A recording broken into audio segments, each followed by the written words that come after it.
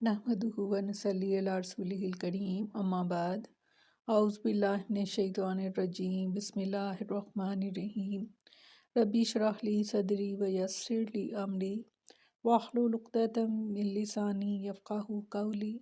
अस्सलामु अलैकुम व रहमतुल्लाहि व बरकातुहू। कैसे हैं आप सब? इंशाअल्लाह खैर आफियत से होंगे। अल्लाह ताला आप सबको अपने ज़ुबान में रखे, आमीन सुम्मा आमीन। हम बात कर रहे थे फितनों के बारे में जो क़यामत से पहले रूनुमा होंगे। हज़रत हुज़ैफ़ा रज़ियल्लाहु अन्हु रिवायत करते हैं, उन्होंने बयान किया कि हज़रत उमर रज़ियल्लाहु अन्हु की खिदमत में हम बैठे हुए थे कि उन्होंने पूछा कि तुम में से किसे फ़ितने के बारे में नबी करीम सल्लल्लाहु अलैहि वसल्लम का फरमान याद है।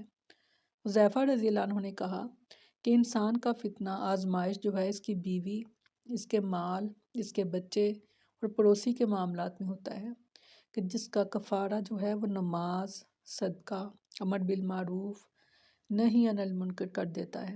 हज़रत उमर रज़ियल्लाहु अन्हु ने कहा, मैं इसके मुतालिक नहीं पूछता बल्कि इस फितने के बारे में पूछता हूँ जो दरिया की तरह ठाठे मार देगा। हुज़ैफ़ा रज़ियल्लाहु अन्हु ने बयान किया, अमीरुल मोमिनीन, तुम पर इसका कोई ख़तरा नहीं, इसके और तुम्हारे दरमियान एक बंद दरवाज़ा रुकावट है। उमर रज़ियल्लाहु अन्हु ने पूछा, क्या वो दरवाज़ा तोड़ दिया जाएगा या खोला जाएगा? बयान किया कि तोड़ दिया जाएगा। उमर रज़ियल्लाहु अन्हु ने इस पर कहा, फिर तो वो कभी बंद ना हो सकेगा। मैंने कहा, जी हाँ। हमने हुज़ैफ़ा रज़ियल्लाहु अन्हु से पूछा, क्या उमर रज़ियल्लाहु अन्हु इस दरवाज़े के मुतालिक जानते थे?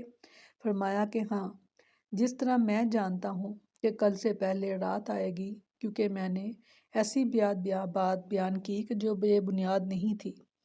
हमें इनसे ये पूछते हुए डर लगा कि वो दरवाज़ा कौन थे। चुनाचे हमने मसरूक से कहा कि पूछें। जब उन्होंने पूछा कि वो दरवाज़ा कौन थे तो उन्होंने कहा वो दरवाज़ा हज़रत उमर रज़ियल्लाहु अन्हु थे।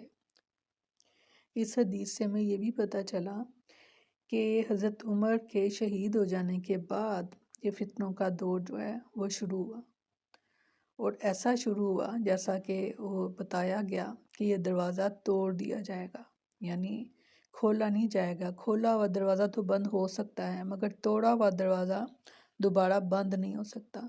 इसी के बारे में हज़रत उमर ने पूछा कि क्या वो दरवाज़ा फिर बंद नहीं हो सकेगा?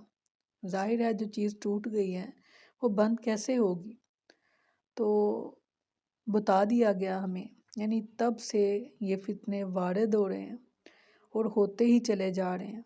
अल्लाह ताला हमें इन फितनों से महफूज रखे, आमीन सुम्मा आमीन। इसके लिए हमें यही करना है कि अपना हल्का अहबाब मुख्तसर करना है, क्योंकि जितने ज़्यादा हमारी मेल मुलाकात होगी उतने ज़्यादा हम फितनों में बढ़ते चले जाएंगे और पढ़ते चले जाएंगे फितनों में।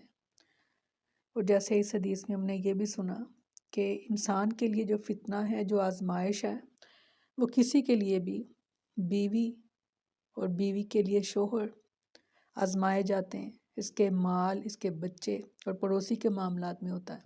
ये आजमाइश जो है ये इंसान के लिए ये भी फितना करार दिया गया, क्योंकि जितना नज़दीकी रिश्ता और जितना नज़दीकी ताल्लुक़ है वो ज़्यादा ही आजमाइश का बायस है।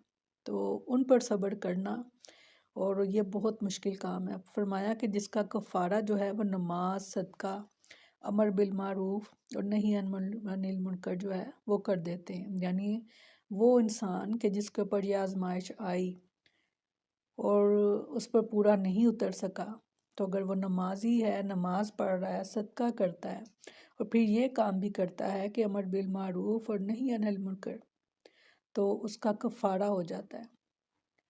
अल्लाह ताला हमें इन कामों की तौफीक अता फरमाए और अल्लाह ताला हमें हर तरह के फितने से महफूज फरमाए।